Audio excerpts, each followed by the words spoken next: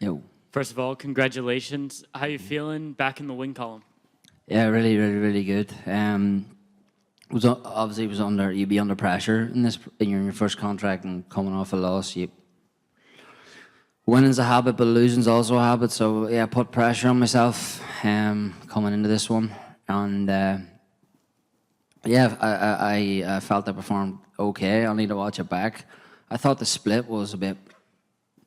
I was in there. I was like, "Fuck!" I thought they're gonna take this away from me here because I thought round one was clearly me. Round one was clearly him. Not arguing that one bit. But then I felt like I had like 3-4 minutes of round three mine. I felt I was in control. Was backing him again up against the fence, and then he got me that fucking next generation spinning elbow, the bastard. Molly McCann, boom. Never seen it yet, but that was a good shot. But I was like patient. I think UFC experience is vital, and I could feel that. I could see it in his eyes a wee bit when he came out. When he was on my back, he was breathing very heavily. That standing body triangle position, I don't like it in MMA. Like it taxes your legs. When I actually he stood up with that's not good. It shouldn't be yet. You should be breaking him down there. But he stood up. I just jumped off because when he was on my back in round two, I could feel him breathing, and I've been there. I'm a back player in grappling. So if I take a guy's back and stand up, you come out of the round, especially if you use the stool. Especially if you go from that to sitting on a stool to getting back up, it wears on your legs. And as soon as I shook him off, there was a wee bit of the round left. He was on my back for a right bit of it.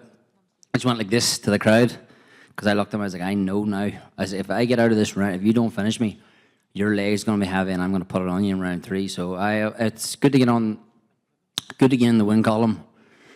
You just can't teach dog. When the fight was in the balance, I pushed on a wee bit more, and I need again performance stuff. But that's something I'll be proud of. You know what I mean? You just can't teach dog. I was able to push it on and put the pace on him. You know, take the win.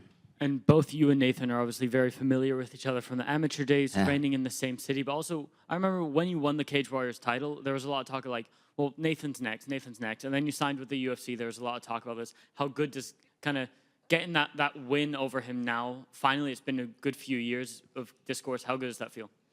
Yeah, well, as a competitor, you always want, as a fighter, you always want that one back. I didn't really bring that into it, to be honest with you, because I didn't. Three threes of amateur MMA when we were kids. Like 3 threes of MMA is quite stupid in and of itself anyway, especially in a small cage. You take one step back, you're held against the fence for a minute and a half, you re-separate, and then you're almost a round down. Like, it didn't really take too much into it.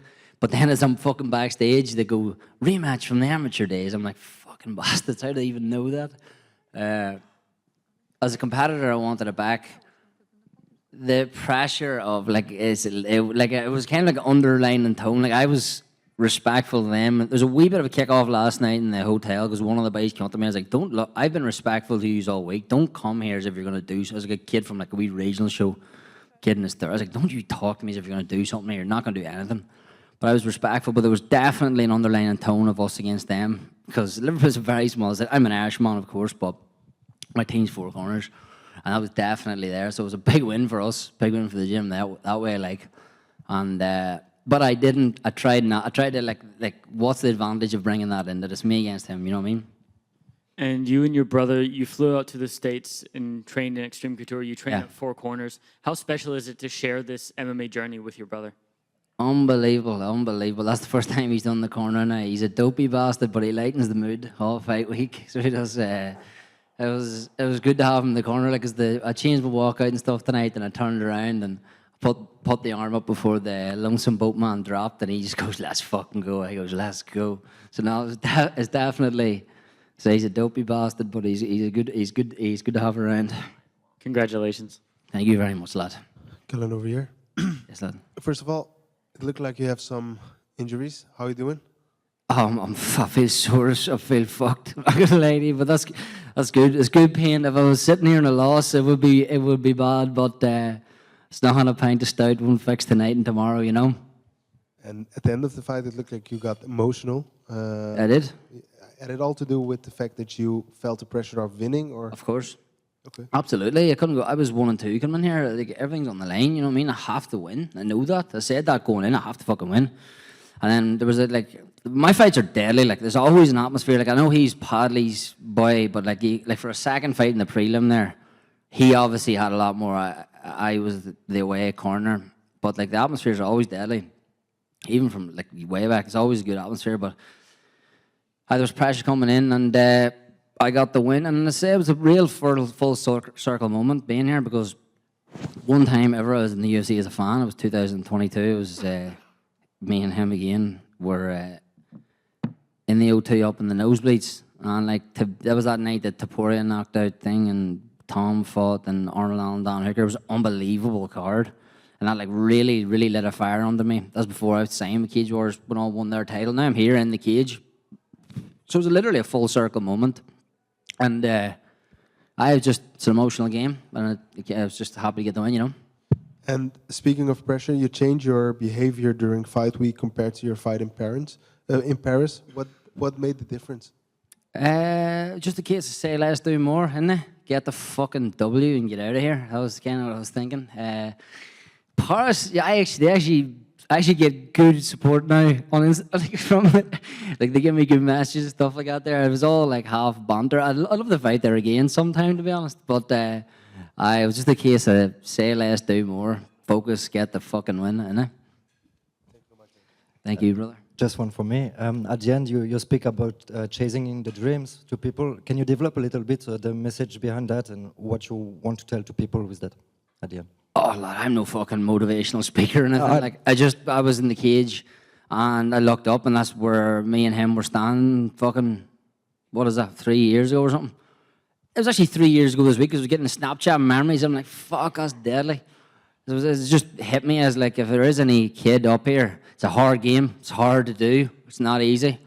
Every morning, every night, you can't switch off. It has to be your be-all and end-all, but it is worth it. Like, money aside, like, it is worth it. Like, it is some fucking buzz, let me tell you, walking out in the UFC octagon. Like, so I just, to say, I'm no motivational speaker, lad, but that was just a bit of a full circle moment. And if there was a kid from Ireland, the UK, fucking anywhere has this dream, I would say go at it with everything. Noble for you, congrats for the fight, it was amazing. Thank you so much, lad.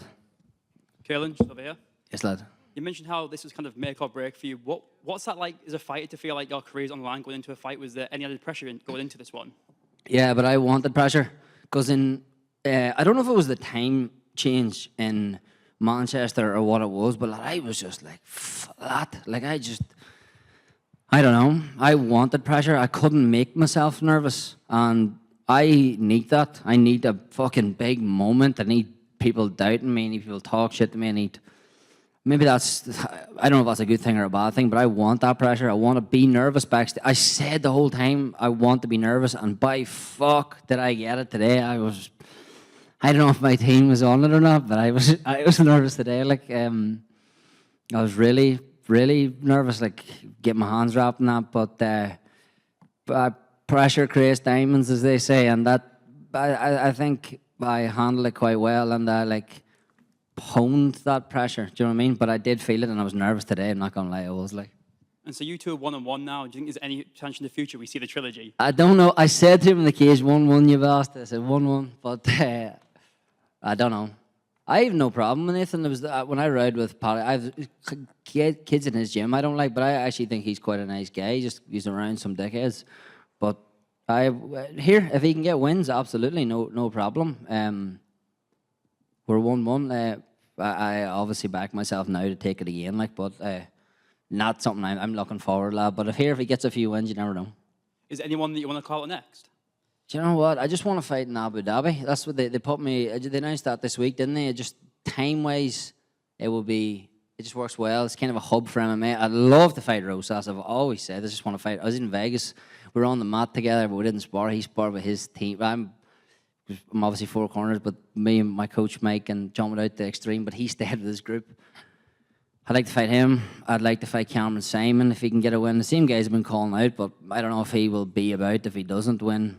There's a lot of guys in this. Bantamweight is so good. Bantamweight is so fucking good. Elias Brar on the way out there. as I walked past him, he goes, "Good luck, brother." I actually have a lot of respect for him and his brother. Even though I went to train with them in December and they kicked me out of the gym, I'll leave that for another day. But they weren't too happy to see me rock up there. But here, fuck it, me and my mum got a good holiday in Alicante, if nothing else. But I'll fight him. 100% hard fight, but I'll fight him. I'll fight anyone, lad, but I want to fight in the Abu Dhabi card. It's kind of like a hub for MMA now, and it's like for the UFC. And I fight anyone. If anything in my UFC tenure, I've proved that. 2 guys pulled out in fight week, and I said to Sean, and everyone's like, "Here, give me anyone. I'm fucking ready to go," isn't I? So whoever they give me. Congratulations. Thank you so much, lad. All good? Good. Thank you, boys.